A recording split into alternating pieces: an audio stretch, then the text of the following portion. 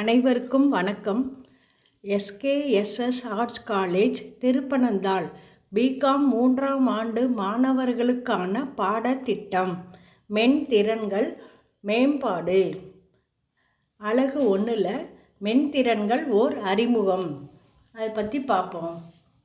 அறிவு, ஆற்றல், திறன் இது எல்லாத்தையும் மென்திறன்கள்னு சொல்கிறாங்க. ஒரு மாணவன் பிகாம் மட்டும் முடித்தா பத்தாது, டிகிரி கம்ப்ளீட் ஆனாலும் அவனுக்கு வேலை கிடைப்பது என்பது தற்காலத்தில் மிகவும் சிரமமான சூழ்நிலையாக உள்ளது. அதனால் அவன் வேறு எக்ஸ்ட்ரா ஏதாவது படிக்கணும். ஜாவா, சி++, பிஜிடிசிஏ இந்த மாதிரி கம்ப்யூட்டர் கோர்ஸ்கள் படிச்சிருக்கணும். அது இல்லாமல் டைப்ரைட்டிங் தெரிஞ்சிருந்தால் தான் இந்த உலகத்தில் அவனுக்கு கட்டாயம் வேலை கிடைக்கும். அதனால் அவனுக்கு அறிவு சார்ந்த பாடத்திட்டங்களாக அவனுக்கு தேவைப்படுது. அறிவுனா என்னன்னு பார்ப்போம். அரிது மானிடராய் பிறத்தல் அரிது என்பார் அவ்வை மூதாட்டி. அத்தகைய மனிதராய் பிறக்கின்ற நம்மிடம் இயற்கை நன்கொடையாக அளித்திருப்பதுதான் அறிவு. இது சிந்திப்பது என்பதனை மையமாக கொண்டு மதிப்பிடப்படுகின்றது. அறிவுடைமை என்பது சிந்திப்பது, ஆராய்வது, பகுத்தாராய்வது, மதிப்பிடுவது என்கின்ற பல்வேறுபட்ட கூறுகளை கொண்டுள்ளது. ஆனால் அவை அனைத்தும் மனிதனின் மூளையோடு சம்பந்தப்பட்டுள்ளது. இன்றைய சமூகத்தில் மூளை பாதிப்படைந்தவர்களால் கேள்வி கேட்க முடிவதில்லை. அப்படின்னா பைத்தியம் சொல்லலாம். நாம் கேள்வி கேட்டால் அவர்களால் தெளிவான பதிலை சொல்ல முடியாது. ஆனால் நாம் நல்லா இருக்கிறோம், அதனால் இந்த மாதிரி கோர்ஸ்க்கெலாம் படித்து நம்ம வேலைக்கு போகணும். அப்போ தான் உலகத்தில் நிலை நிற்க முடியும். நாம் அன்றாட வாழ்வில் பலரை சந்திக்கிறோம்.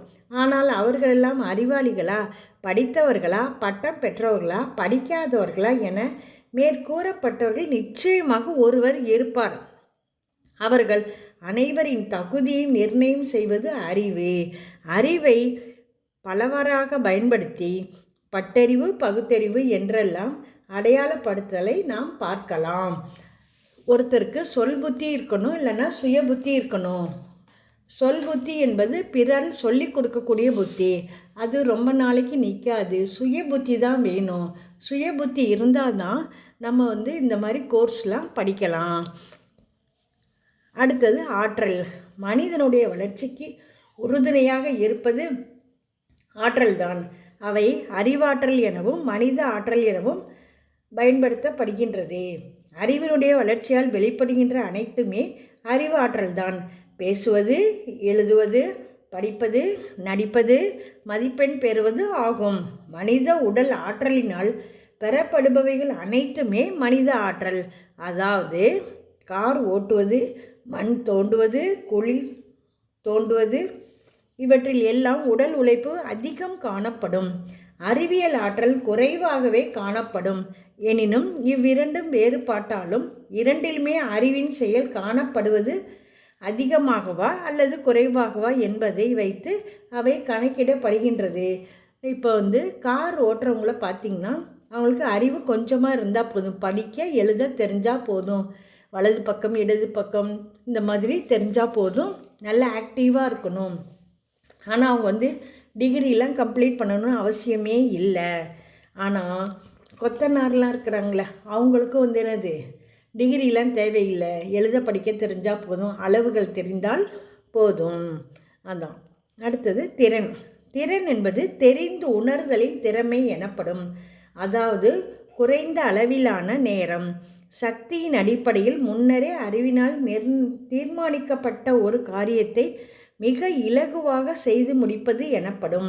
இன்னும் சொல்லப்போனால் ஒரு மனிதனுக்கு புதைந்து கிடைக்கும் வளங்கள் எனலாம். உதாரணத்திற்கு, ஒரு சிலரிடம் நேரத்தை சரியாக, தெளிவாக, குறைவான அளவில் செலவிட்டு வெற்றி பெற செய்வது, நிர்வாகம் செய்வது, கூட்டு திறத்துடன் பணியாற்றுவது, தலைமை ஏற்று வழி நடத்துவது, சுயமாக சிந்தித்து வெற்றி பெறுவது, இவைகள் அனைத்துமே கொடுக்கப்பட்டிருக்கும் ஒரு வேலையில் அல்லது பணியில் காணப்படுகின்ற ஆரோக்கிய அறிகுறிகள் ஆகும். பெரும்பாலான நேரங்களில் திறன் என்பது நவீன பொருளாதாரத்தில் முக்கியத்துவம் பெறுகின்றது. அந்த வகையில் பல வகைப்பட்ட திறன்கள் நம் வாழ்க்கையில் வெளிப்படுத்தப்பட்டு அடையாளம் காணப்பட்டுள்ளன. அவை 1 தொழில் திறன், 2 வாழ்க்கை திறன், 3 மக்கள் திறன், 4 சமூகத்திறன், மென்திறன், கடினத்திறன் என்பவையாகும். தொழில் சார்ந்த திறன். தொழில் சார்ந்த திறனில் ஒரு தொழிலாளியுடைய அனுபவம், தனித்துவம், கூலி, மேற்பார்வை திறன் என வெளிப்படுத்தப்படுகின்றது. எனவேதான் திறன் தகுதி பெற்றவர்களால் தான் அதிக வருமானத்தை பெற முடியும். திறன் தகுதி அற்றவர்களால் தான் தொழில் தெரியும், ஆனால் அவர்களால் அதனை செய்ய முடியாது. திறமைதான் முக்கியம். உதாரணத்துக்கு கட்டிடம் கட்டும் கொத்தனார், தச்சு வேலை செய்பவர், நகை ஆபரணம் செய்பவர், பிரிண்டிங் வேலை செய்பவர். நம்மகிட்டே செங்கல், சிமெண்ட்டு எல்லாம் இருந்தாலும் நம்மளால் வீடு கட்ட முடியாது, ஒரு கட்டடம் கட்ட முடியாது. கொத்தனார் தான் செய்வான். கொத்தனார் தான் செய்வார்.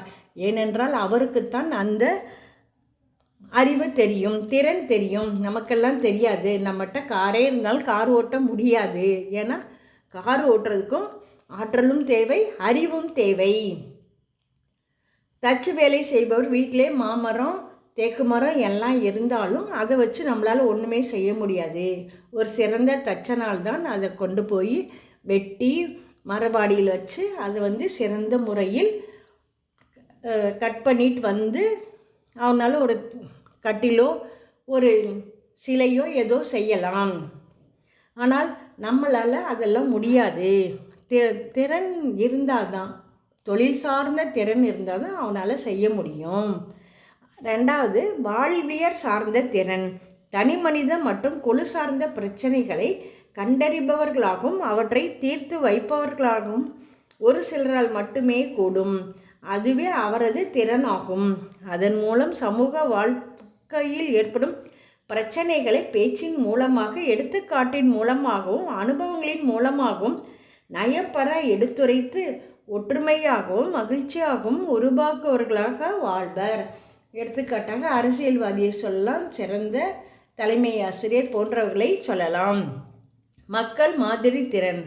பொதுமக்கள் மத்தியில் வாழ்பவர்களாக இவர்கள் இருப்பதோடு தங்களுடைய தனித்துவம் மிக்க உணர்வு, காலம் தவறாமை, தெளிவாக பேசுதல், மற்றவரை புண்படுத்தாமல் சாமர்த்தியமாக பேசுவதோடு முன்மாதிரியாக இருந்து காட்டும் திறன் பெற்றவர்களாக இன்றும் நாம் வசிக்கும் இடத்தில் நிறைய பேரை பார்த்துருக்கோம். அடுத்தது மென்திறன் அமைப்பு முறை. கூட்டாக மேற்கொள்ளப்படும் செயல்பாடுகளில் அறிவை பயன்படுத்துவதோடு தொழில் திறன்களையும் அல்லது சார்பு திறன்களையும் வெளிப்படையாகவும் திட்டமிட்டதாகவும் நீடித்து இருக்கக்கூடியதாகவும் எளிமையாகவும் மென்மையாகவும் வெளிப்படுத்தும் திறமை அல்லது ஆற்றல் தான் காணப்படுகிறது. எதற்குமே திறன் தான் தேவை. ஒரு மனிதனுடைய சமூகம் சார்ந்த செயல்பாட்டில் ஒரு தனி மனிதனின் வெளிப்படுத்துகின்ற திட்டங்கள், தகவல் பரிமாற்றம், தனி மனித பழக்க வழக்கங்கள், நட்பு பாராட்டுதல் மற்றும் மாண்புமிக்க செயல்கள் மற்றவர்களிடம் வெளிப்படுத்துவது. தனி மனித மென்திறனை பயன்படுத்தி தன்னுடைய அமைப்பினுடைய வெற்றிக்கு வழிகளை செய்யலாம். அடுத்த மென்திறன்களின் சிறப்பை பார்ப்போம். இன்னும் நவீன உலகில் எண்ணற்ற இளைஞர்களுக்கு சிறப்பான போதிய கல்வியினை அளிக்கும் பல கல்வி நிறுவனங்கள் இயங்கி வருகின்றன. இவற்றில் ஒவ்வொரு ஆண்டும் படித்து வெளியேறும் இளைஞர்களுக்கு வேலை வாய்ப்பை பெற வேண்டும், கை நிறைய சம்பாதிக்கணும், அதன் மூலம் இன்பமான வாழ்க்கையை வாழ வேண்டும் என்கின்ற எண்ணம் உண்டு. ஆனால் இவர்களின் வேலைவாய்ப்பு கனவினை நிறைவேற்றக்கூடிய வேலைவாய்ப்புகளை பல நிறுவனத்தில் அளிப்பதற்கான வாய்ப்பில்லாமல் போய்விடுகின்றன.